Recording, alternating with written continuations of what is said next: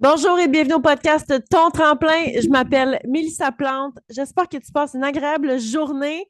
Ça fait une éternité que je ne suis pas venue me déposer ici. Ça fait une éternité que je n'ai pas enregistré de podcast. Pourquoi? Pour la simple et bonne raison que je n'avais pas l'espace mental pour le faire. Il m'est arrivé énormément de choses en 2025. C'est là que je te dis, si tu ne me suis pas sur les réseaux sociaux, c'est le temps de le faire, principalement Instagram, Mélissa Baramba Plante. Si tu me suis déjà, tu as un peu vu mon année qui a démarré en Lyon et qui s'est passé une foule de choses palpitantes. Je me serais passé de certaines choses, mais je n'avais pas l'espace mental pour venir enregistrer les épisodes de podcast et honnêtement, je ne savais pas nécessairement quoi te partager. J'aime ça te partager des apprentissages que j'ai faits, comment j'ai passé par-dessus certains moments difficiles dans ma vie. Et quand tu es en plein milieu d'un moment difficile, essaye d'expliquer aux gens comment passer par-dessus quand toi-même, tu n'es pas capable de le faire. Ça ne fonctionne pas. Fait que j'ai préféré mettre ça de côté en me disant quand j'aurai une idée, quand j'aurai une inspiration, ben, j'irai faire un podcast sans pression et c'est aujourd'hui que ça se passe. Donc, j'avais envie de te partager une réflexion que j'ai eue dans les dernières semaines. J'ai pas préparé de notes. Ça se peut que ça prenne 5 minutes, cet épisode-là de podcast. Ça se peut que ça prenne 1 heure. J'en ai aucune espèce d'idée. Ça se peut que ça aille à droite, à gauche, mais je sais que tu vas me suivre parce que tu me suis tout le temps. Ça part.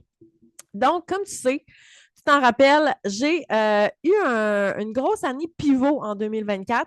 Body a changé de marketing de modèle d'affaires et moi, j'ai quitté un peu le monde de Body pour me diriger vers une compagnie de MLM, une compagnie de marketing relationnel que j'aime d'amour depuis plus de 3 ans et demi.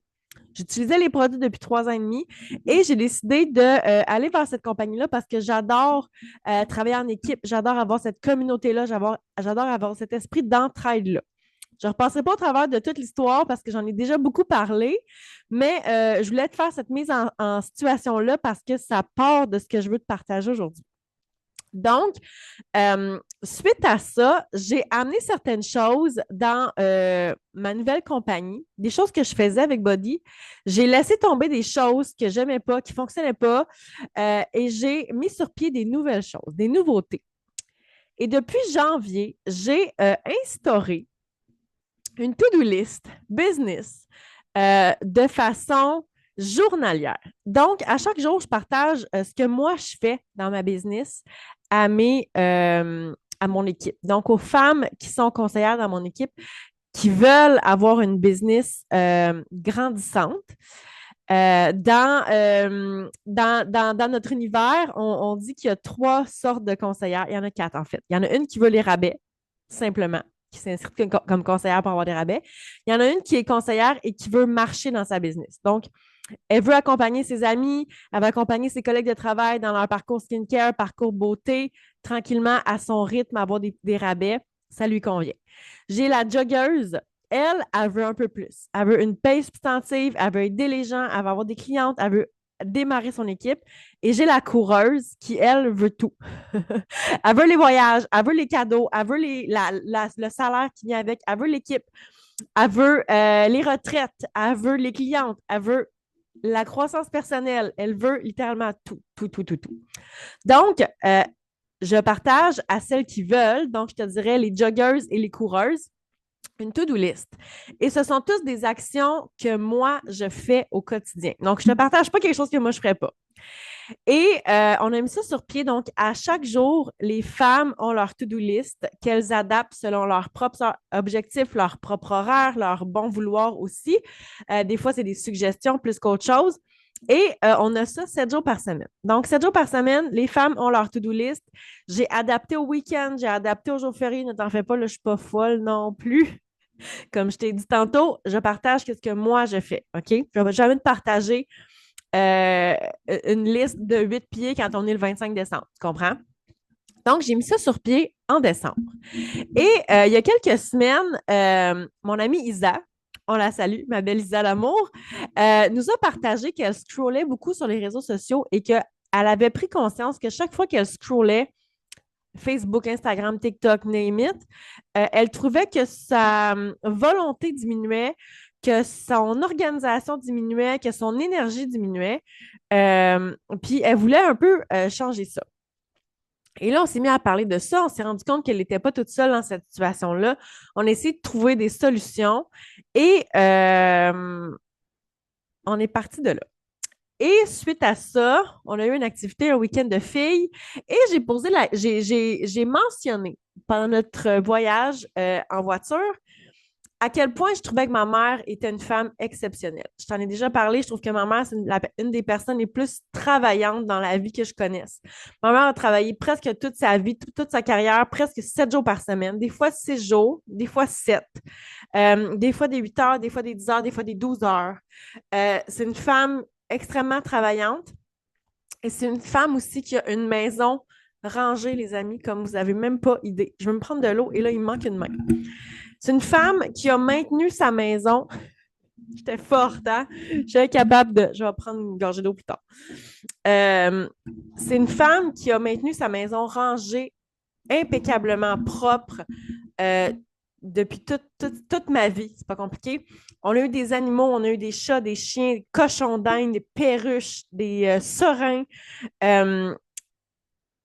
Tu pouvais manger à terre. Il n'y avait pas de poêle. Il n'y avait jamais le soir de la vaisselle sur le comptoir. Le lave-vaisselle était vidé dès qu'il était lavé. Ma mère faisait son lavage et elle pliait du linge, OK? Moi, je fais du lavage, je sèche le linge. C'est comme 7 jours ouvrables pour le plier et le ranger. Puis là, je te dis ça. Et en plus, ma mère se couchait tôt, aux alentours de 9 heures. Et en plus, ma mère, c'est une amoureuse de lecture et je l'ai vue avec toujours un livre en main. Et je vous dirais qu'elle lisait environ un livre par semaine, parfois plus. Elle fait des sudoku et des mots cachés au travers de tout ça.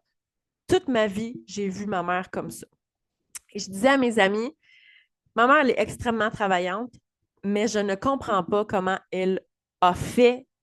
Là, maintenant, elle est retraitée, donc je comprends un peu plus. Mais pendant sa carrière, je ne comprends pas comment elle a fait pour gérer sa maison, aller à l'épicerie, faire les commissions, gérer toutes mes choses scolaires, tu sais, la rentrée scolaire, l'achat des effets personnels, mes rendez-vous médicaux, mes rendez-vous dentaires.